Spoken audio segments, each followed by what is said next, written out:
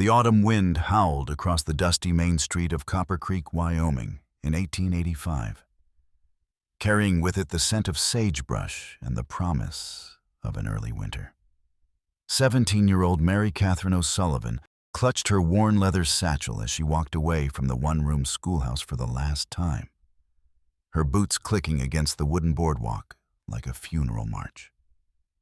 Behind her, the voices of the town council still echoed in her ears.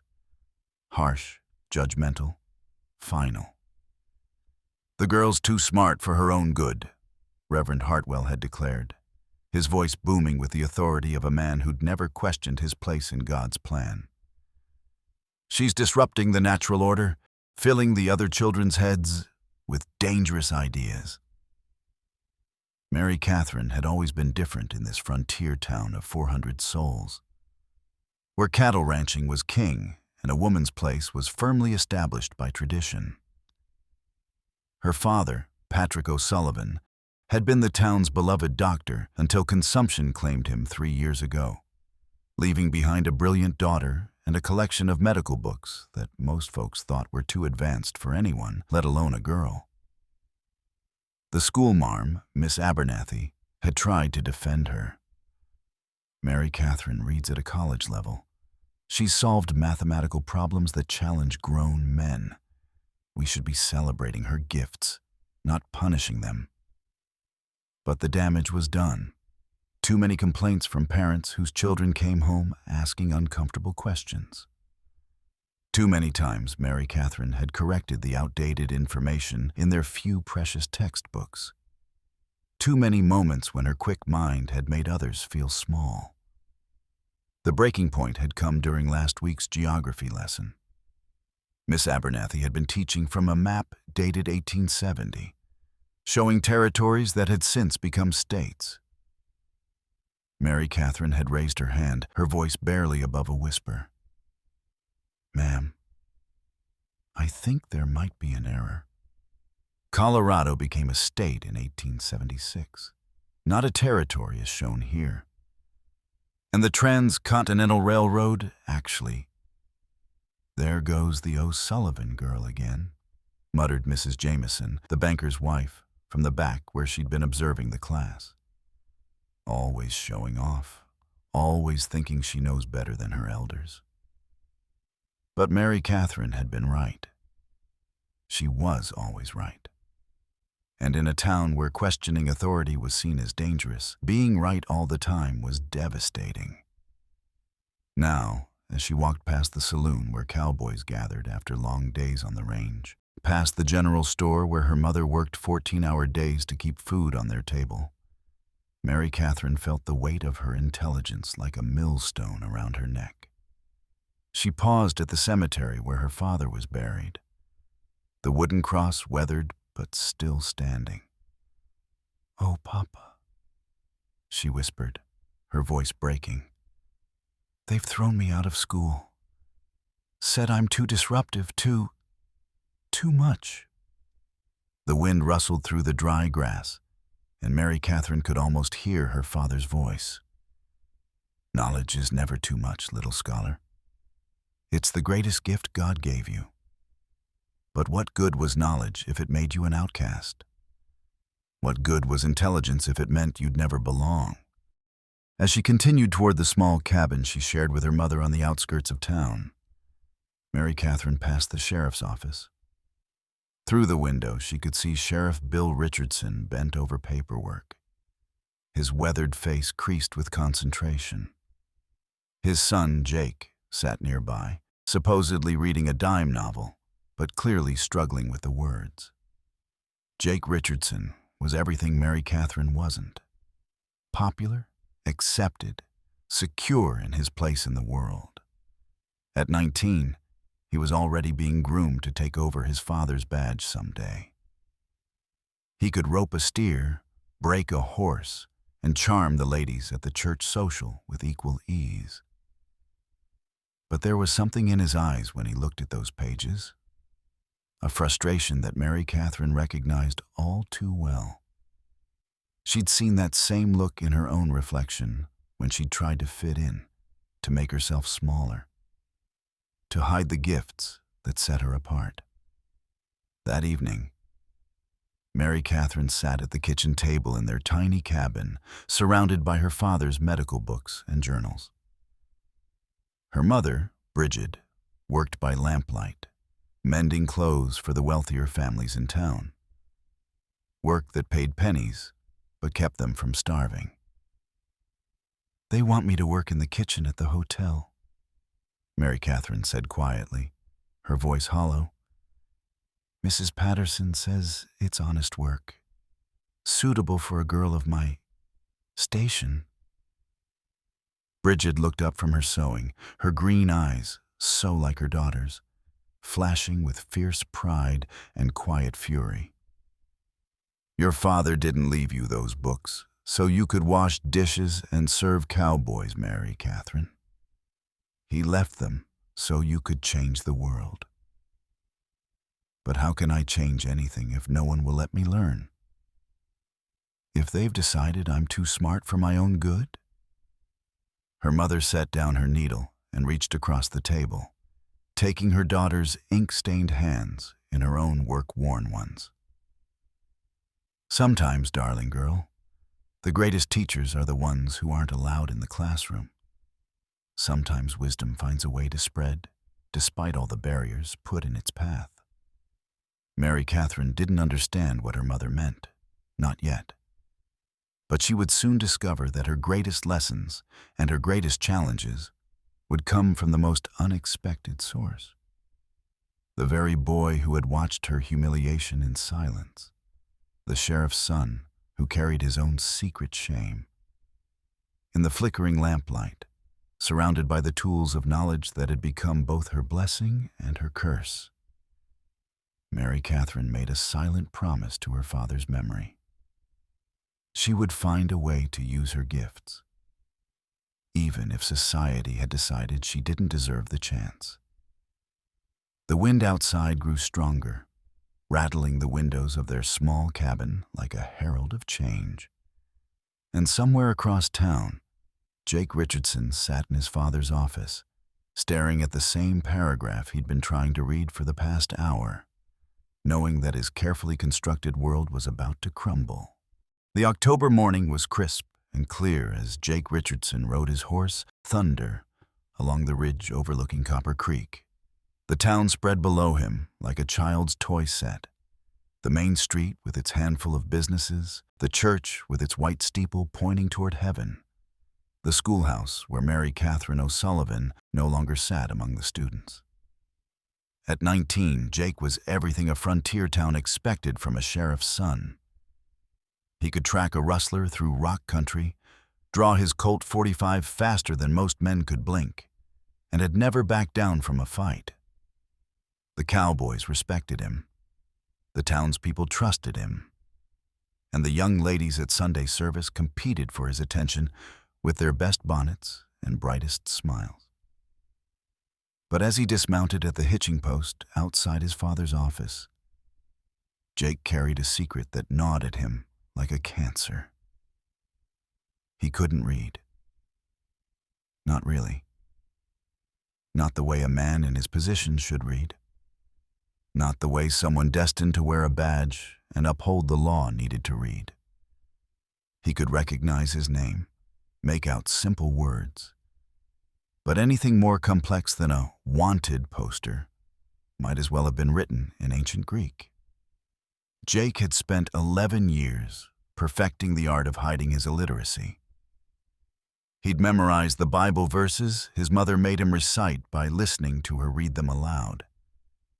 He'd learned to identify troublemakers by their faces rather than their names on wanted posters. He'd convinced everyone that his practical approach to law enforcement was more valuable than book learning. But now, with his father talking about retirement and the town expecting Jake to step into his boots, the charade was becoming impossible to maintain. "Morning, son," Sheriff Richardson called out as Jake entered the office. Bill Richardson was a man carved from the same hard rock as the Wyoming landscape, tall, lean, with steel gray eyes that missed nothing. He'd kept the peace in Copper Creek for 23 years through a combination of fairness, firmness, and a reputation that preceded him into any room. "Morning, Pa." Jake hung his hat on the peg by the door and tried to look casual as he avoided glancing at the pile of official documents on his father's desk. "Got a telegram from the territorial marshal yesterday," his father continued, not looking up from his paperwork. "They're sending new regulations for handling prisoner transfers. Need you to read through them and let me know what you think." Jake's stomach clenched. The telegram lay on the desk like a coiled snake, its typed words a barrier as insurmountable as the Rocky Mountains. "Sure thing, Pa. I'll look at it later. Want to check on the horses first." It was a lie, and Jake hated himself for it. But what choice did he have? How could he tell his father, a man who'd built his reputation on competence and reliability, that his son was a fraud? The shame had roots that went back to childhood. Jake had struggled with letters and numbers from the beginning, the words seeming to dance and rearrange themselves on the page. His teacher, Miss Abernathy's predecessor, had been patient at first.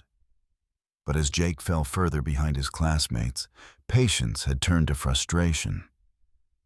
"The boy's just not applying himself," she'd told his parents.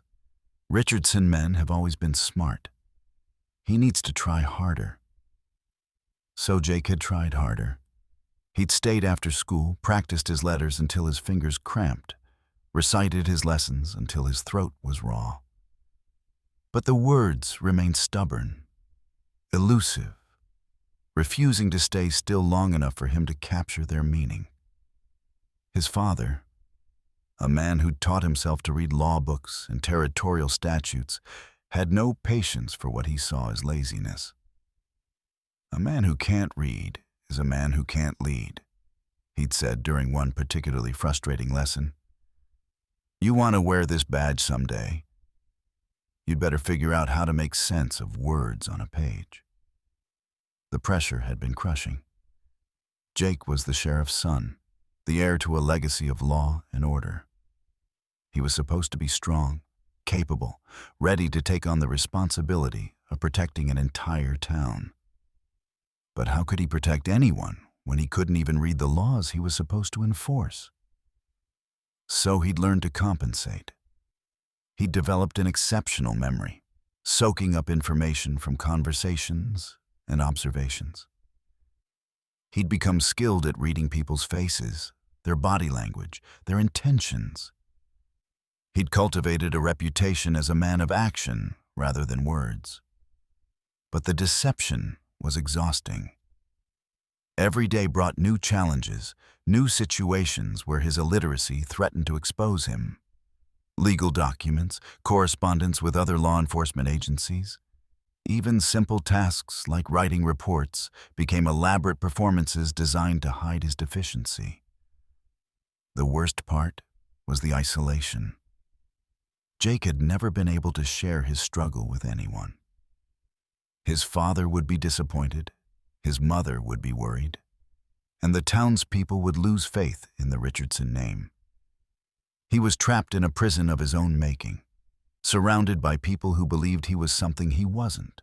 As he stood in the office, watching his father work with the easy confidence of a man who'd never questioned his ability to understand the written word, Jake felt the familiar weight of his inadequacies settle on his shoulders like a heavy coat. That's when he thought of Mary Catherine O'Sullivan. He'd been in the back of the schoolhouse the day she'd been humiliated, sitting with the other older students who came occasionally for advanced lessons. He'd watched her face crumble when Mrs. Jameson had criticized her, seen the tears she'd fought to hold back. He'd wanted to speak up, to defend her, but his own fear had kept him silent. Now, 3 weeks later, Jake couldn't stop thinking about her, about the way she'd handled those medical books like they were old friends, about the confidence in her voice when she'd corrected the geography lesson. about the intelligence that blazed in her green eyes like a flame too bright for this small town to contain. Mary Catherine O'Sullivan could read anything. She understood things that left grown men scratching their heads. She had the very skill that Jake desperately needed, but had been denied by the cruel lottery of birth and brain. As he walked out of the office, ostensibly to check on the horses, Jake made a decision that would change both their lives forever. He would swallow his pride, face his shame, and ask for help from the last person anyone would expect, the girl who'd been cast out for being too smart. The irony wasn't lost on him. The sheriff's son, the golden boy of Copper Creek, was about to place his deepest secret in the hands of the town's greatest outcast.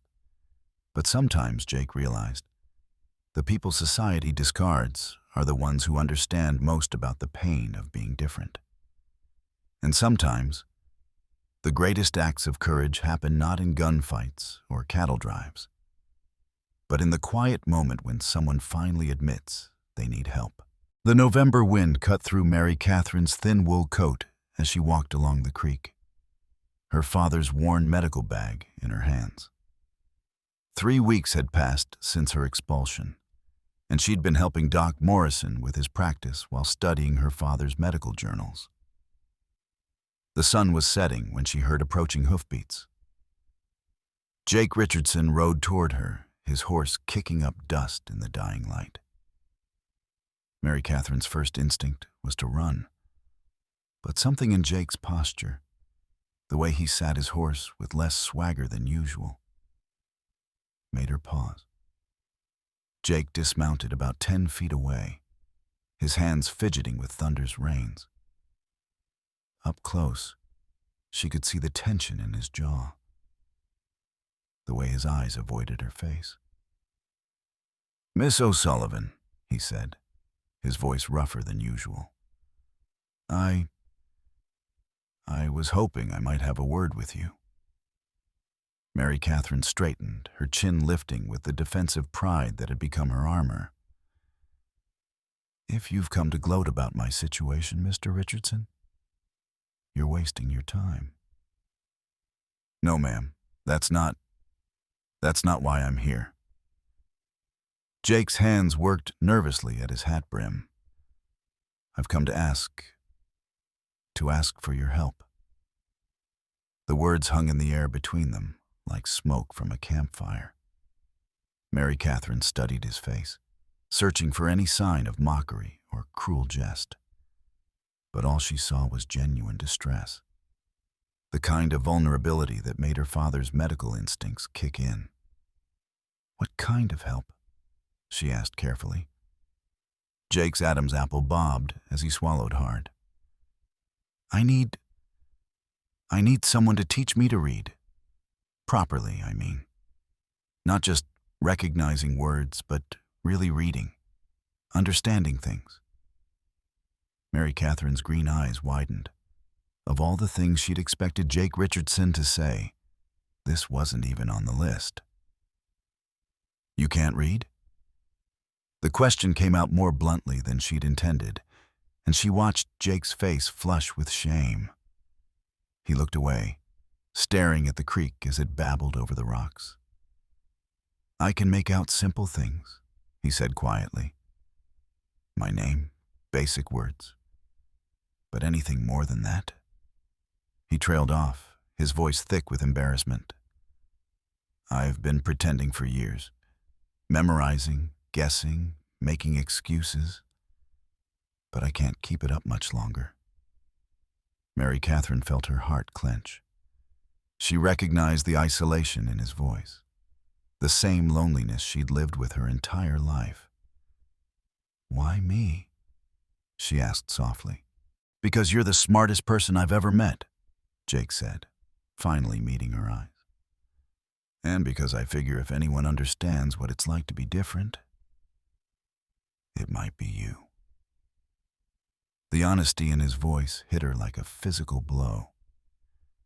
Here was Jake Richardson, admitting he was just as much an outsider as she was. "My father expects me to take over as sheriff," Jake continued, his words coming faster now, as if a dam had burst. The whole town expects it. But how can I uphold laws I can't read? How can I write reports, handle correspondence, deal with territorial authorities? I'm a fraud, Miss O'Sullivan, a complete fraud.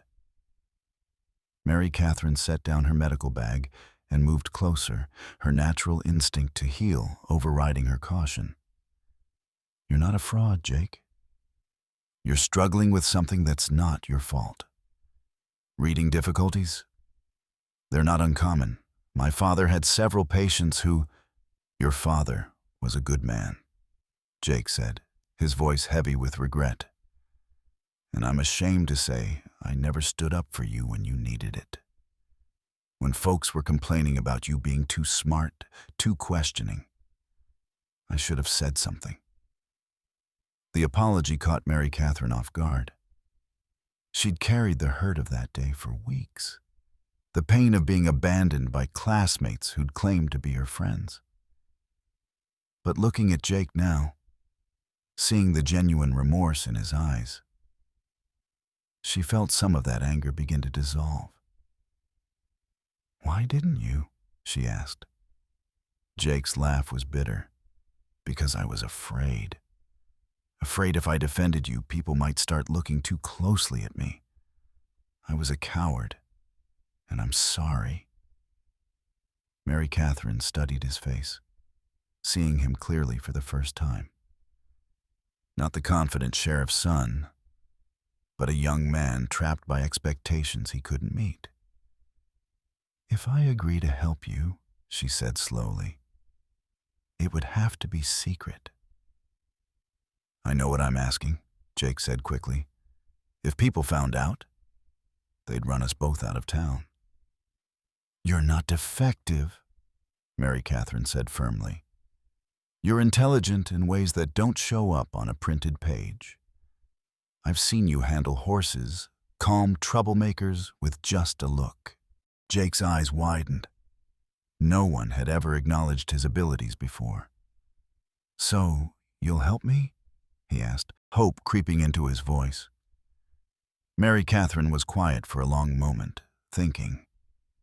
If she agreed, she'd be risking what little reputation she had left. But she'd also be doing something meaningful, something that mattered. She'd be using her gifts to help someone who truly needed it. Where would we meet? She asked. It would have to be somewhere completely private. There's an old line shack about 2 miles up the creek, Jake said.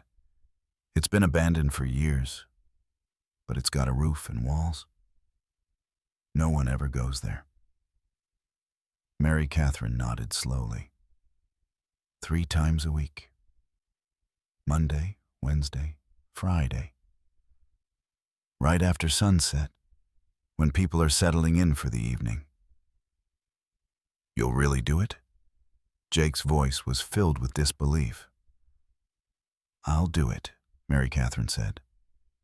But I have conditions. You work hard. You don't give up when it gets difficult. And you never ever make me feel ashamed for being smart again. Jake nodded solemnly. You have my word. As they stood there in the gathering dusk, an unlikely partnership was born. The girl cast out for knowing too much, and the boy elevated despite knowing too little. Thank you, Jake said quietly. I know this is asking a lot. Mary Catherine picked up her medical bag. Everyone deserves a chance to learn, Jake. Everyone deserves a chance to become who they're meant to be. As she walked away, Jake felt something he'd almost forgotten. Hope. And in that hope, the first seeds of a transformation that would change not just his life, but the entire town of Copper Creek. 2 months later, the transformation was miraculous. What had started as halting efforts to sound out simple words had evolved into Jake reading full paragraphs from territorial law books. The January wind howled outside the line shack as Mary Catherine watched Jake read a passage about constitutional rights. His finger no longer needed to trace under each word. The right of citizens to be secure in their persons, houses, papers, and effects against unreasonable searches and seizures shall not be violated. Jake read aloud, his voice steady and sure. Mary Catherine felt tears prick her eyes. Perfect, Jake. Absolutely perfect. He looked up, and she saw something that took her breath away. The constant tension in his shoulders had melted away, replaced by genuine confidence. I never thought I'd be able to read something like that, he said, voice filled with wonder. You had dyslexia, Mary Catherine said gently. My father wrote about it. It's just a different way your brain processes information. With the right techniques, most people can learn to manage it. Mary Catherine had been the first person to explain his condition without judgment, to give him strategies instead of criticism. There's something I need to tell you, Jake said, closing the law book. Pa's been talking about retiring come spring. The town council's pressuring him to recommend his replacement. Mary Catherine's heart sank. And? Maybe it's time I told them about us, about what we've been doing. Jake, no, Mary Catherine said quickly. If people find out I've been teaching you, let them say what they want, Jake interrupted. You saved my life, Mary Catherine. You gave me a future I never thought I could have. The passion in his voice made her heart race. Over 2 months, she'd watched Jake transform from a frightened young man into someone with genuine purpose. What are you saying? She asked. Jake took her hands in his. When I accept the sheriff's position, I want you beside me. Not as my teacher anymore, but as my partner, my wife. Mary Catherine's breath caught. Jake. I know it's not conventional, he continued. But you're the smartest person I've ever met, and this town needs that intelligence. We could change things. Make Copper Creek a place where being different isn't a crime. Marriage to Jake would mean acceptance, belonging, a chance to use her gifts in service of something greater. I need time to think, she said softly. 3 days later, Mary Catherine stood beside her father's grave, wrestling with the choice that would define her future. What would you do, Papa? She whispered. The answer came in memory. Her father's voice. The greatest gift you can give the world, little scholar, is to use your talents in service of others. That evening, Mary Catherine found Jake at the sheriff's office, writing a report in the neat penmanship she'd taught him. I have an answer, she said. Jake looked up, searching her face. And? I'll marry you, Mary Catherine said. But not as your deputy, as your partner in every sense. I want to help you serve this community. But I also want to continue my father's work. I want to be the town's doctor. Jake's face lit up. A female doctor? The town council will have apoplexy. Then we'll have to convince them, Mary Catherine said. Together.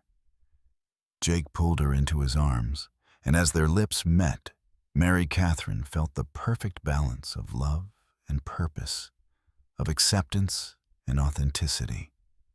6 months later, Sheriff Jake Richardson and Dr. Mary Catherine Richardson stood before the town council, presenting their joint proposal. Some of you may remember, Jake began, voice steady and confident, when you thought Mary Catherine was too smart for her own good. Well, her intelligence saved this town from having a sheriff who couldn't read the laws he was supposed to enforce. A murmur ran through the crowd. My wife taught me to read and write properly. She opened my eyes to the importance of education, of using our gifts to serve others. Mary Catherine stepped forward. I know some of you think a woman has no place in medicine or law enforcement, but I've been treating patients successfully for months, and I've helped solve several cases by applying scientific methods. We're asking you to accept us because we get results. The vote was close, but practicality won out over prejudice. Copper Creek became one of the first frontier towns to officially recognize a female physician. As the years passed, the story of Jake and Mary Catherine Richardson became legend in Wyoming territory. The sheriff who'd overcome his reading difficulties to become one of the most respected lawmen in the region. The doctor who'd turned her exile into opportunity. But to those who knew them best, they were simply two people who'd found in each other the acceptance they'd never thought possible. Two outcasts who'd discovered that the most powerful transformations happen when we embrace our differences and use them to lift each other up. On quiet evenings, Jake and Mary Catherine would sit on their porch, reading together by lamplight. And sometimes they would remember that November night when a frightened young man had asked a brilliant young woman to teach him to read.